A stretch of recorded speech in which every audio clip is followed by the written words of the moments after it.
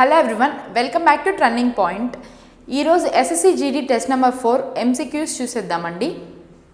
In which year did Bhimrao Ramji Ambedkar led to Mahad Satyagraha? మనకు BR Ambedkar గారు ఎప్పుడు మహత్ సత్యాగ్రహాన్ని స్టార్ట్ చేశారో అని అడుగుతున్నారు. మరి ఆప్షన్స్ చూసుకుంటే మనకి option number 1 1918, option number 2 1923, option number 3 1925, option number 4 వచ్చేసి 1927. ఎప్పుడు స్టార్ట్ చేస్తారు ఈ మహత్ సత్యాగ్రహాన్ని అని చూసుకుంటే మనకి మహత్ సత్యాగ్రహ ఈ సత్యాగ్రహం ఎందుకు చేశారు అంటే దళితుల కోసం చేశారండి. దళితులకి పబ్లిక్ వాటర్ కోసం స్టార్ట్ చేశారు. మనకి పబ్లిక్ వాటర్ యాక్సెస్ కూడా ఉండాలి, దళితులు కూడా మనుషులే, వాళ్ళకి వాటర్ ఉండాలి, తాగునీరు ఉండాలి, వాళ్ళకి పబ్లిక్లోకి యాక్సెస్ ఉండాలి అని చెప్పి ఈ మహత్ సత్యాగ్రహాన్ని స్టార్ట్ చేశారండి బిఆర్ అంబేద్కర్ గారు. ఏ సంవత్సరంలో స్టార్ట్ చేశారు అంటే మనకి 1927లో.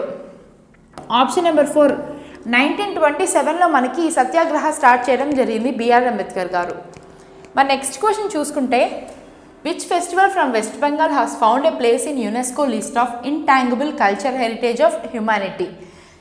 ఏ ఫెస్టివల్ని మనకి యునెస్కో రికగ్నైజ్ చేసింది వెస్ట్ బెంగాల్ తరపు నుంచి అంటే మనకి ఆప్షన్స్ చూసుకుంటే మనకి option number 1 Jamai Sashti, option number 2 Durga Puja, option number 3 Poila Baisakh, option number 4 Poush Sankranti.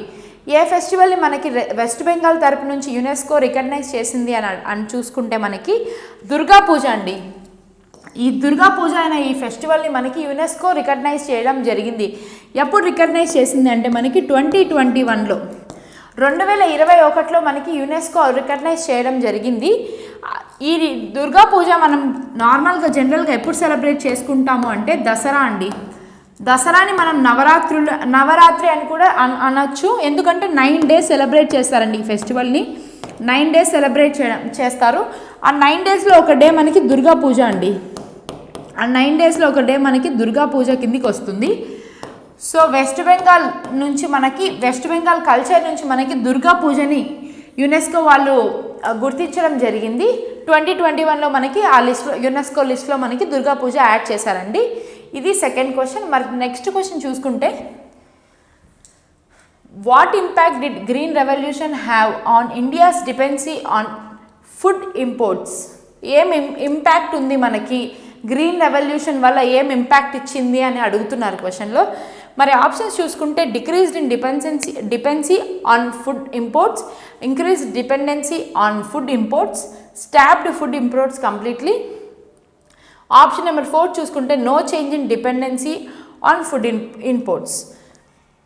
అసలు జనరల్గా మనకి గ్రీన్ రెవల్యూషన్ ఎందుకు స్టార్ట్ చేశారు, అసలు గ్రీన్ రెవల్యూషన్లో ఏం జరిగింది, ఎప్పుడు జరిగింది అని చూసుకుంటే మనకి గ్రీన్ రెవల్యూషన్ మిడ్ 60s నుంచి మిడ్ 70s వరకు, అలాగే మనకి మిడ్ 70s నుంచి మిడ్ 80s వరకు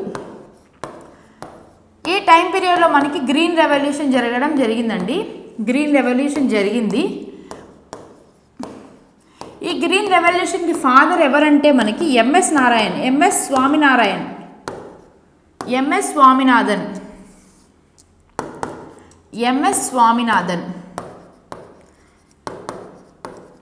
స్వామినాథన్ గారు మనకి ఫాదర్ ఆఫ్ గ్రీన్ రెవల్యూషన్గా పిలుస్తారు.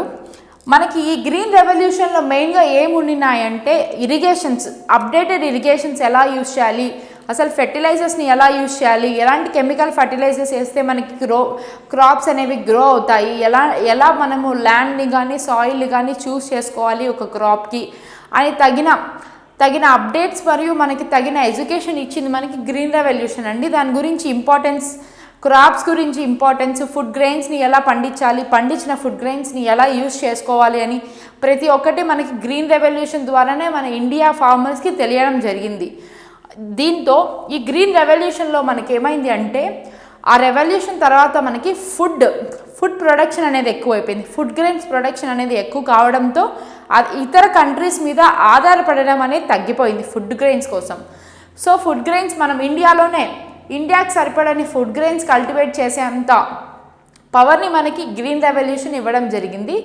సో మనకి ఆ గ్రీన్ రెవల్యూషన్ ఏ దాని మీద ఇంపాక్ట్ ఇచ్చింది అంటే మరి ఆప్షన్స్ చూసుకుంటే ఆప్షన్ నెంబర్ 1 అండి, decreased dependency on food grains, food imports.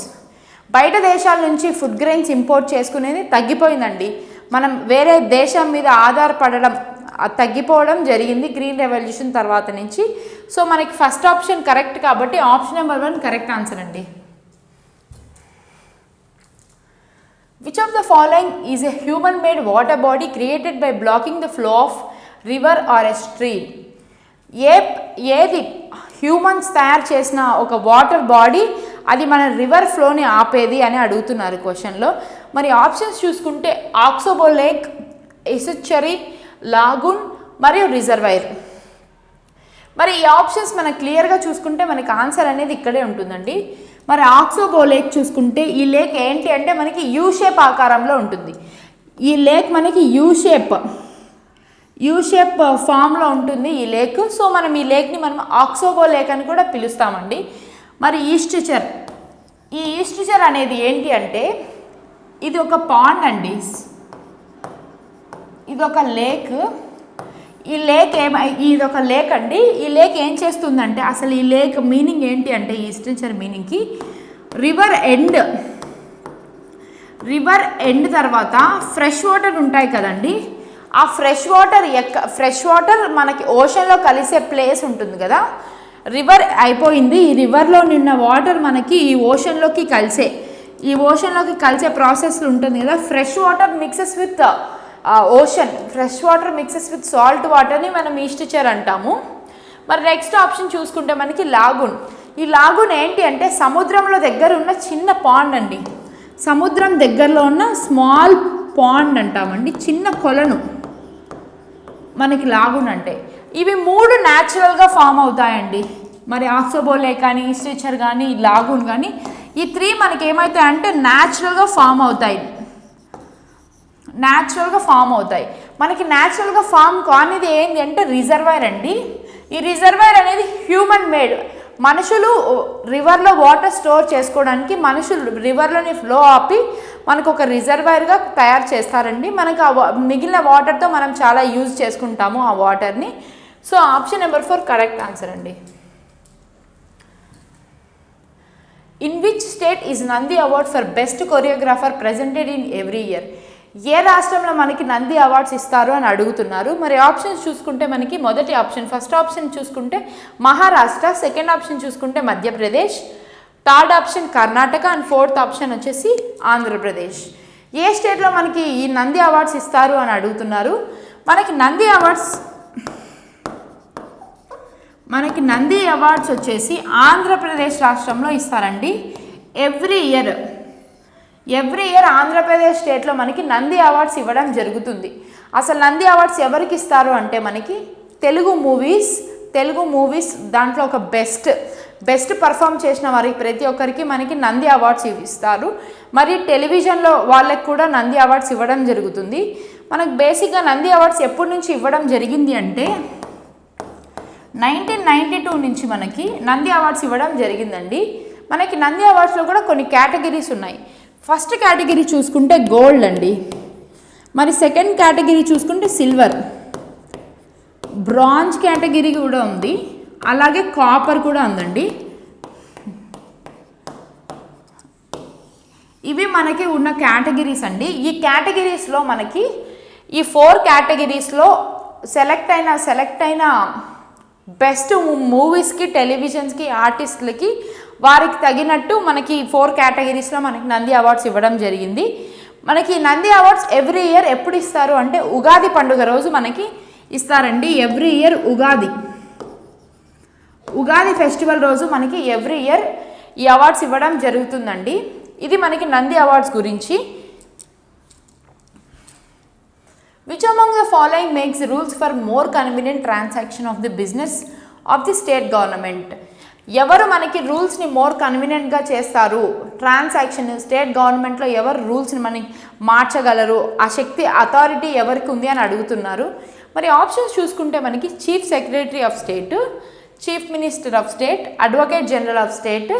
మరి లాస్ట్ ఆప్షన్ చూసుకుంటే మనకి గవర్నర్ ఆఫ్ ద స్టేట్. మనకి ఎవరికి ఎక్కువ అథారిటీ ఉంటుంది స్టేట్ మీద చీఫ్ మినిస్టర్ తర్వాత అంటే మనకి గవర్నర్కి చాలా అథారిటీ ఉంటుందండి. ప్రతి ఒక్క రాష్ట్రంకి ఒక గవర్నర్ ఉంటారు. ఈ గవర్నర్ ఎవరు ఎంపిక చేస్తారు? ఈ గవర్నర్ అంటే ప్రెసిడెంట్ ఆఫ్ ఇండియా ఎంపిక చేస్తుందండి. ప్రతి ఒక్క రాష్ట్రానికి ఒక గవర్నర్ని మనకి ప్రెసిడెంట్ ఆఫ్ ఇండియా ఎంపిక చేసే అథారిటీ మనకి ప్రెసిడెంట్ గారికి ఉంటుంది. అలా మనకి గవర్నర్ ఆఫ్ ద స్టేట్కి చాలా అథారిటీస్ ఉంటాయి. చీఫ్ మినిస్టర్ కన్నా హైయెస్ట్ పవర్ స్టేట్లో ఎవరికి ఉంటుంది అంటే మనకి గవర్నర్కి ఉంటుంది. గవర్నర్కి ఎమర్జెన్సీ ప్రకటించే అవకాశం కూడా ఉంటుందండి. అలాగే గవర్నరే మనకి ఔత్ కూడా ఇప్పించాలి. మన ఒక స్టేట్ చీఫ్ మినిస్టర్ కానీ మినిస్టర్స్ కానీ ఎవరికైనా కానీ గవర్నర్కే ఉంటుంది ఆ రైట్. సో గవర్నర్కే రూల్స్ని కన్వీనియంట్గా చేసి ట్రాన్సాక్షన్స్ కన్వీనియంట్గా చేసే ఒక రైట్ ఉంటుంది. సో మనకి option number 4 governor of the state అనేది మనకి కరెక్ట్ ఆన్సర్ అండి. Who became the first Indian to win a gold medal in world athletics champion? ఎవరు మన దేశానికి బంగారు పథకాన్ని తీసుకొచ్చారు వరల్డ్ అథ్లెటిక్స్ ఛాంపియన్లో అని అడుగుతున్నారు. మరి ఆప్షన్స్ చూసుకుంటే మనకి first option PT Usha, second option Neeraj Chopra, third option Anju Bobby George, మరి ఫోర్త్ ఆప్షన్ చూసుకుంటే మిల్కా సింగ్. మనకి రీసెంట్గా మనకి ఒలింపిక్స్లో ఎవరు గోల్డ్ మెడల్ సాధించుకొని వచ్చారు ఇండియాకి అంటే మనకి నీరజ్ చోప్రా అండి. నీరజ్ చోప్రాకి ఒలింపిక్స్లో మనకి గోల్డ్ మెడల్ రావడం జరిగిందండి. గోల్డ్ మెడల్ రావడం జరిగింది. అసలు ఏ కేటగిరీలో వచ్చిందంటే జావెలిన్ త్రో అండి. జావెలిన్ త్రోలో మనకి నీరజ్ చోప్రా గారికి బంగారు పథకం రావడం జరిగింది. So option number 2 correct answer అండి. States of Calcutta and dancing drums are the 2 popular tracks of. States of Calcutta and dancing drums అనే 2 పాటల్ని ఎవరు కంపోజ్ చేశారని అడుగుతున్నారు. మరి ఆప్షన్స్ చూసుకుంటే మనకి బేగం అఖ్తర్, ఆనంద శంకర్, జాకిర్ హుసేన్ అండ్ అనుష్క శంకర్. ఎవరు మనకి ఆ 2 పాటల్ని కంపోజ్ చేశారు అంటే ఆప్షన్ నెంబర్ 2 ఆనంద్ శంకర్ అండి. ఆనంద శంకర్ అనే ఇతను సితారా ప్లేయర్ అండి. సితారాను వాయిస్తారు. అలాగే కంపోజర్ మనకి పాటల్ని కూడా సంగీతం సమకూరుస్తారు. అలాగే ఇతను ఒక గాయకుడు కూడా అండి. సో సితారా ప్లేయర్ అండి. ఆనంద శంకర్ కంపోజర్ అండి. మ్యూజిక్ కూడా కంపోజ్ చేస్తారు. అలాగే సింగర్ కూడా అండి. సో మనకి ఈ streets of Calcutta and dancing డ్రమ్స్ని రెండింటిని కంపోజ్ చేసింది మనకి ఆనంద శంకర్ అండి. మరి నెక్స్ట్ క్వశ్చన్ చూసుకుంటే the term Rohingyan crisis primarily involves refugees from which neighbouring country seeking shelter in various religions including India? ఏ క్రైసిస్లో అంటే శరణార్థులండి. ఏ క్రైసిస్ ఎక్కడ వచ్చింది అని అడుగుతున్నారు. ఏ కంట్రీలో మనకి రోహింగ్యా అనే క్రైసిస్ వచ్చింది అంటున్నాడు. ఈ రోహింగ్యా అనే క్రైసిస్ మనకి మయన్మార్లో రావడం జరిగిందండి. ఈ మయన్మార్ కంట్రీలో ఉన్న శరణార్థులు ప్రతి దేశానికి వెళ్ళారు. అలాగే మన ఇండియాకు కూడా వచ్చారండి మయన్మార్లోని శరణార్థులు. అసలు ఎందుకు ఈ క్రైసిస్ వచ్చింది ఆ కంట్రీలో అంటే మనకి ల్యాక్ ఆఫ్ లీగల్ రైట్స్ అనేవి lack of legal rights government ఒక ఫెయిల్యూర్తో మనకి అక్కడ క్రైసిస్ రావడం జరిగిందండి. అలాగే చూసుకుంటే మనకి లీగల్ అథారిటీస్ లీగల్ జడ్జ్మెంట్ అనేవి అన్నీ ఫెయిల్ అయ్యాయి అండి. అక్కడ లీగల్ స్టేటస్ అనడము అధికారం రూల్స్ ప్రతి ఒక్కటి గవర్నమెంట్ ఫెయిల్ కావడంతో మనకి ఆ కంట్రీలో క్రైసిస్ రావడం జరిగింది. ఆ దేశపు సిటిజన్స్ అనేవి పలు దేశాలకి వెళ్ళడం జరిగిందండి శరణార్థుల్లాగా. అలాగే మన ఇండియాకు కూడా వచ్చారు మయన్మార్ కంట్రీ శరణార్థులు. ఆ క్రైసిస్ మనకి గవర్నమెంట్ ఫెయిల్యూర్ వల్ల రావడం జరిగింది. So option number 2 correct answer అండి. మరి నెక్స్ట్ క్వశ్చన్ చూస్తే in which of the following classic dances is known to be Ekaharya where one dancer takes many roles in a single performance? ఏ dance ఫామ్లో మనకి ఒక డాన్సర్ డిఫరెంట్ టైప్ ఆఫ్ రోల్స్ని play చేస్తూ performance ఇస్తారు అని అడుగుతున్నారు. దాన్ని మనం ఏకహార్య అని కూడా పిలుస్తాము. అది ఏ డ్యాన్స్ ఫామ్ అని అడుగుతున్నారు క్వశ్చన్లో. మరి ఆప్షన్స్ చూసుకుంటే మనకి ఫస్ట్ ఆప్షన్ వచ్చేసి Kathakali, second option Kuchipudi, third option Mohiniyattam, మరి లాస్ట్ ఆప్షన్ భరతనాట్యం అండి. మనకు భరతనాట్యంలోనే డిఫరెంట్ టైప్ ఆఫ్ రోల్స్ని ఒకే డాన్సర్ పర్ఫామ్ చేస్తాడు ఆన్ స్టేజ్ మీద. మనం దాన్ని ఏకహార్య అని పిలుస్తామండి. ఏకహార్య అని పిలుస్తాము. ఒకే డాన్సర్ డిఫరెంట్ టైప్ ఆఫ్ రోల్స్ని ఇన్ ఏ టైం, ఆ టైంలోనే మనకి ఆ పర్ఫార్మెన్స్లోనే చూపిస్తారు. దాన్ని మనం ఏకహార్య అంటాము. దీన్ని మనకి భరతనాట్యంలో చూస్తామండి. మెయిన్గా భరతనాట్యం ఏ స్టేట్ ఒక అఫీషియల్ డ్యాన్స్ అంటే తమిళనాడు కండి. తమిళనాడు స్టేట్లో Bharatanatyam is official dance form అండి. తమిళనాడులో మనకి భరతనాట్యం, మెయిన్గా భరతనాట్యం అనేది సౌత్ ఇండియాలో చాలా ఫేమస్ డ్యాన్స్ ఫామ్ అండి. సౌత్ ఇండియాలో చాలా ఫేమస్ డ్యాన్స్ ఫామ్ భరతనాట్యం. ఈ భరతనాట్యం మనకి ఏన్షియన్ డేస్లో మనకి ఎక్కడ పర్ఫామ్ చేసేవాళ్ళు అంటే మనకి గుడిలో, టెంపుల్స్లో దేవదాసీస్ అని కొంతమంది ఉండేవారండి. దేవదాసీస్ మనకి ఒక టైప్ ఆఫ్ స్టోరీని తీసుకొని వాళ్ళే పర్ఫామ్ చేస్తూ టెంపుల్స్లో చేసేవారు ఈ భరతనాట్యాన్ని. సో దాన్ని మనము దేవిని నాట్యం అని కూడా అంటామండి. దేవి నాట్యం అని కూడా అంటాము. ఈ దేవదాసీస్ చేస్తారు కదా, ఆ ఫామ్ని మనం దేవి నాట్యం అని కూడా పిలిచొచ్చండి. సో భరతనాట్యంలో మనకి ఒక single dancer different type of రోల్స్ని చేసి చూపిస్తారు సింగిల్ పర్ఫార్మెన్స్లో. Which of the following was not an outcome of green revolution? Green రెవల్యూషన్లో రాని అవుట్కమ్ ఏంటి, రాని రిజల్ట్ ఏంటి అని అడుగుతున్నారు. మరి ఆప్షన్స్ చూసుకుంటే మనకి increased food grain production, high dependency on chemical fertilizers and pesticides, improved agriculture infrastructure, decreasing in rural population. మనకి ఇది చూడండి, మనకి గ్రీన్ రెవల్యూషన్లో కొన్ని మెథడ్స్ చెప్పారు అని చెప్పాను కదండి. ఆ మెథడ్స్ అన్నీ ఇక్కడ ఉన్నాయి. లేని మెథడ్ ఏంటి అని అడుగుతున్నారు. అసలు గ్రీన్ రెవల్యూషన్కి ఆ మెథడ్కి సంబంధం లేదు, గ్రీన్ రెవల్యూషన్కి అవుట్కమ్కి సంబంధం లేనిది ఏంటి అని అడుగుతున్నారు. మరి మనం చూసుకుంటే ఇంక్రీజ్డ్ ఫుడ్ గ్రెయిన్స్ ప్రొడక్షన్, మన గ్రీన్ రెవల్యూషన్ వల్లే కదండి ఫుడ్ గ్రెయిన్ ప్రొడక్షన్ జరిగి డిపెండెన్సీ అనేది ఆగిపోయింది. సో ఆప్షన్ నెంబర్ 1 కరెక్టే అండి.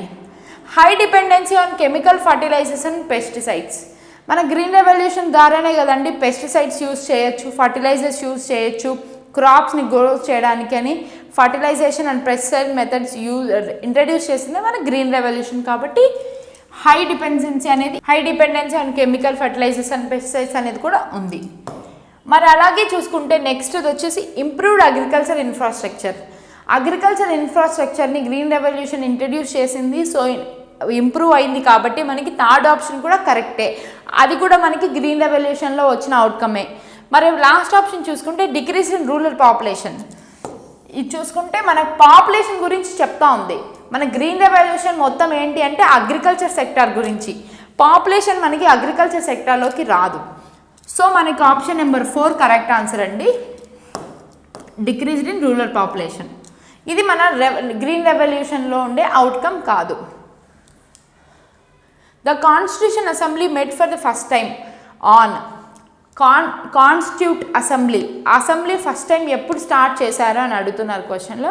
మరి ఆప్షన్స్ చూసుకుంటే మనకి 15th December 1946, 12th December 1946, 7th December 1946 and 9th December 1946.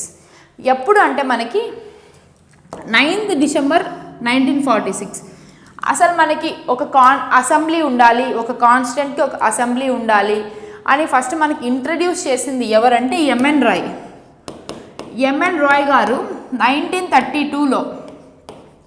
మనకి 1932లో ఎంఎన్ రాయ్ గారు కాన్స్టెంట్ అసెంబ్లీ ఉండాలా, మనకు ఒక కాన్స్టిట్యూషన్ ఉండాలా అని మనకి ఇంట్రడ్యూస్ చేసిన వాళ్ళు ఎవరు అంటే ఎంఎన్ రాయ్ గారు 1932లో. ఆయన ఇంట్రడ్యూస్ చేసిన తర్వాత మనకి December 1946లో 9th December 1946లో మనకి కాన్స్టెంట్ అసెంబ్లీ అనేది ఇంట్రడ్యూస్ చేశారండి. అప్పటికి ఇంకా ఇండిపెండెన్స్ రాకముందే మనం కాన్స్టిట్యూషన్ తయారు చేసుకున్నాము, అసెంబ్లీని కూడా తయారు చేసుకున్నాము. ఎప్పుడు 1946లోనే అండి. ఇది మనకి ఏ మిషన్ ప్లాన్ కిందకి వస్తుంది అంటే ఈ కాన్స్టెంట్ అసెంబ్లీ క్రియేట్ చేసుకోవాలి, మనం తయారు చేసుకోవాలి అని ఏ ప్లాన్ కిందకి వస్తుంది అంటే మనకి అండర్ క్యాబినెట్ మిషన్ ప్లాన్ ద్వారా మనకి ఒక అసెంబ్లీని క్రియేట్ చేసుకోవాలి అన్న ఒక ఐడియాని మనకి ఇంట్రడ్యూస్ చేశారు. ఇదండి క్యాబినెట్ మిషన్ ప్లాన్ గురించి మరియు అసెంబ్లీ గురించి. Public provision refers to those goods and services financing through budget under. Can be used without any direct payment, can be used only direct payment, can be used by taxpayers only, is available through online payment only. Public provisions ఇక్కడ చూడండి, public ప్రొవిజన్స్కి మనం ఎటువంటి tax కట్టక్కర్లేదండి, దాని మీద taxes అనేవి ఉండవు. So మనకి option number 1 can be used without any direct payment. మనకి డైరెక్ట్ పేమెంట్ లేకుండా డైరెక్ట్గా యూజ్ చేసుకోవచ్చండి.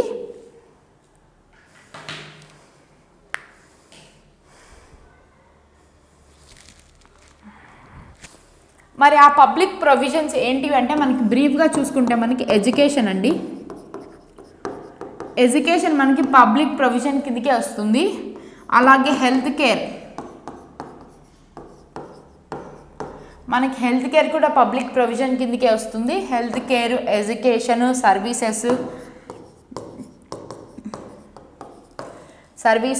కూడా అండి, శానిటేషన్, ఇవన్నీ మనకి పబ్లిక్ ప్రొవిజన్ కిందకి వస్తాయి. So it can be used without any direct payment.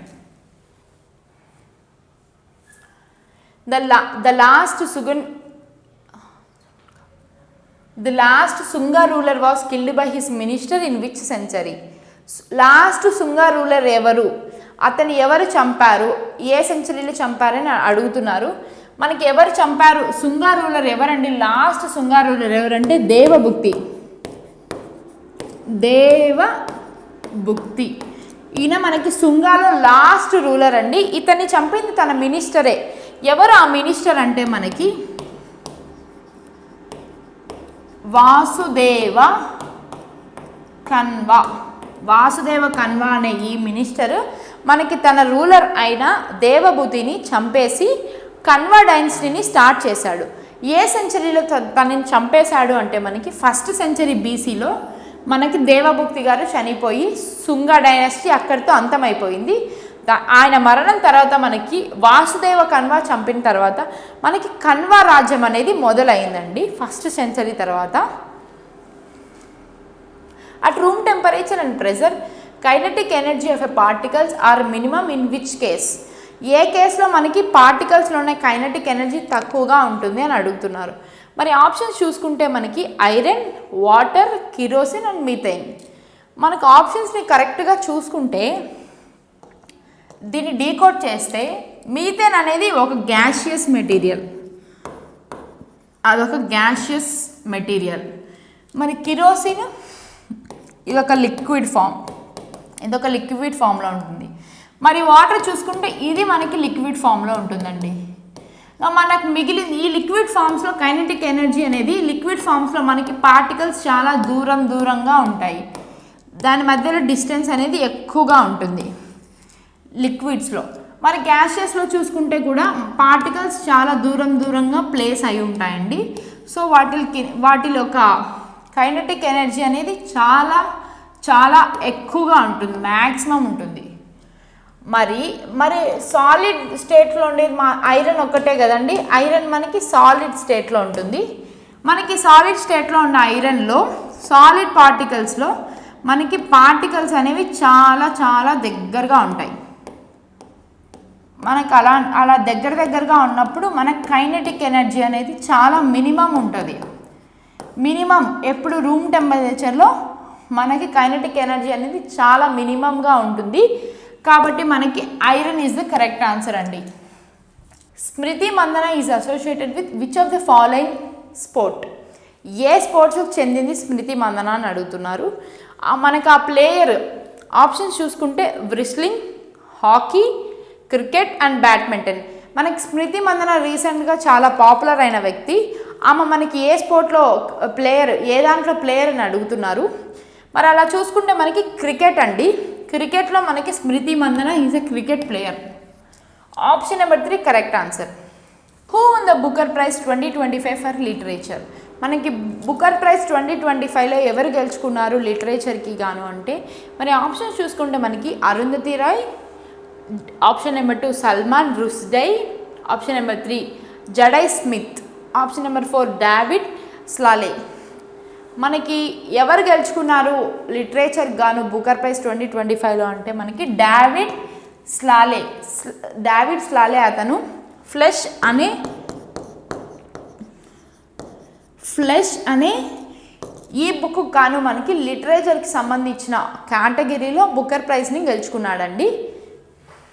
Significant environmental agreement did India join in 2025. Significant agreement environmental agreement ఏ అగ్రిమెంట్తో ఇండియా జాయిన్ అయింది అని అడుగుతున్నారు. Significant environmental agreement did India join in 2025. India significant agreement ఏ అగ్రిమెంట్లో మనకి India join అయింది అని అడుగుతున్నారు. మరి ఆప్షన్స్ చూసుకుంటే Paris agreement 2.0, global methane pledge, Kigali and amendment, blue carbon partnership. మనకి ఏ అగ్రిమెంట్లో ఇండియా జాయిన్ అయిందంటే మనకి గ్లోబల్ మీథేన్ ప్లెడ్జ్. ఈ అగ్రిమెంట్లో మనకి ఇండియా 2025లో జాయిన్ కావడం జరిగిందండి. Which Indian sports person own the Lawrence world sports award in 2025. ఎవరు ఆ స్పోర్ట్స్ పర్సన్ ఆ అవార్డు గెలుచుకున్నారు అని అడుగుతున్నారు. మరి ఆప్షన్స్ చూసుకుంటే మనకు పివి సింధు, నీరజ్ చోప్రా, రోహిత్ శర్మ, మీరాబాయ్ చాను. ఎవరు గెలుచుకున్నారు అంటే మనకి స్పోర్ట్స్ పర్సన్ 2025 గాను మనకి నీరజ్ చోప్రా గారు గెలుచుకున్నారండి. మనకి నీరజ్ చోప్రా గారు 10th నవంబర్ 2025 మనకి sports person award Lawrence world sports అవార్డుని మనకి నీరజ్ చోప్రా గారు నవంబర్ 10, 2025లో గెలుచుకోవడం జరిగిందండి. మన నెక్స్ట్ క్వశ్చన్ చూస్తే the digital India programme launched which new innovative in 2025. ఏ ఇన్నోవేటివ్ని తీసుకుంది డిజిటల్ ఇండియా అని ప్రోగ్రాంలో అంటే మనకి ఆప్షన్స్ చూసుకుంటే e Vidya for rural education, DigiLocker 2.0, national AI portal, Bharat net expansion. ఏది మనకి ఇన్నోవేటివ్ ప్రోగ్రామ్ తీసుకుంది 2025 గాను అంటే మనకి నేషనల్ ఏఐ పోర్టల్ అండి. మనకి ఇటీవల కాలంలో ఆర్టిఫిషియల్ ఇంటెలిజెన్స్ అనేది చాలా పెరిగిపోయింది. ప్రతి ఒక్కటి ఏఐ ద్వారానే జరుగుతుంది. కాబట్టి ఇండియా కూడా మన ఒక స్టెప్ ముందు ఉండాలి అని చెప్పి మనకి నేషనల్ ఏఐ పోర్టల్ని ఇంప్రూవ్ చేసి ఆ ప్రోగ్రామ్ని మనము ఒక గ్రేట్ ఇన్నోవేటివ్గా తీసుకోవాలి అని మనకి సెంట్రల్ గవర్నమెంట్ మనకి నేషనల్ ఏఐ పోర్టల్ని స్టార్ట్ చేసిందండి. So option number 3 correct answer అండి. SSC GD general awareness test 4 paper అండి. మీకు ఏమైనా డౌట్స్ ఉంటే కమెంట్స్లో తెలపండి. మేము రిప్లై ఇవ్వడానికి ట్రై చేస్తాము. Thank you and have a nice day.